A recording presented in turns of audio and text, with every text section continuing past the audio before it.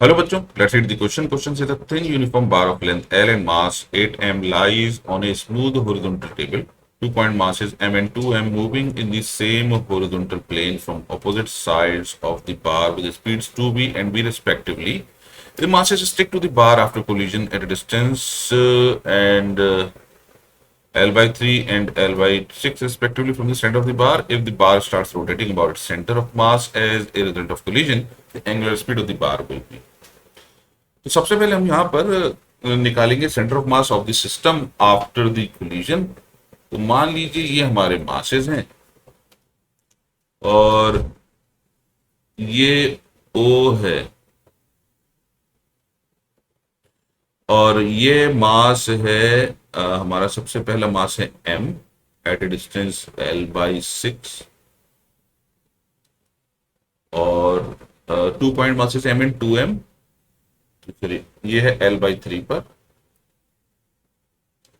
L by 3 पर, तो ये वाला मास है 2M एट L बाई 6 और ये मास है M एट L बाई 3।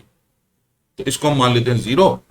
तो हमारा जो सेंटर ऑफ मास होगा एक्सीएम हम मान लेते हैं, एक्सीएम इज इक्वल टू, ये लेफ्ट हैंड साइड है तो -2m into L by 6 plus centre of mass of the rod is 0 plus L by 3 into M divided by total mass, that is m plus 2m plus 8m, that is 11m, which is equal to 0। इसका मतलब centre of मास अपनी जगह rod के centre पर ही रहेगा।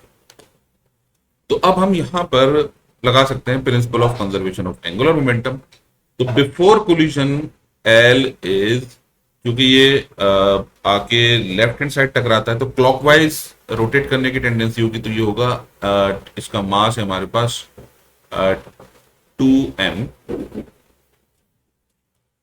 Into v into L by 6 और ये भी क्लॉकवाइज रोटेट करने की टेंडेंसी रखेगा, तो ये हो जाएगा plus m into 2v into L by 3।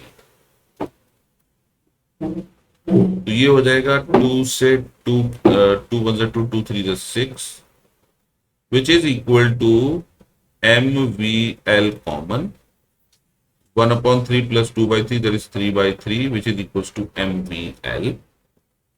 अब चूंकि ये सिस्टम सेंटर ऑफ मास के अबाउट रोटेट करेगा तो मोमेंट ऑफ एनर्जी हमारा टोटल सिस्टम का होगा I इज इक्वल टू, ये मास है 2m तो 2m into L by 6 whole square plus rod का सेंटर ऑफ मास होगा 1/12 8m into L square, right, plus m into L by 3 whole square which is equal to L square by 36, तो ये हो जाएगा ML square by 18 plus 4 2/3 ML square plus ML square by 9 which is equal to ML square common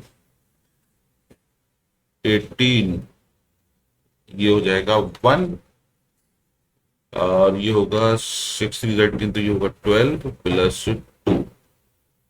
solve करने पर मिलेगा हमें 12 और 2 14 and 1 15 by 18 ML square और 5/6 ML स्क्वायर।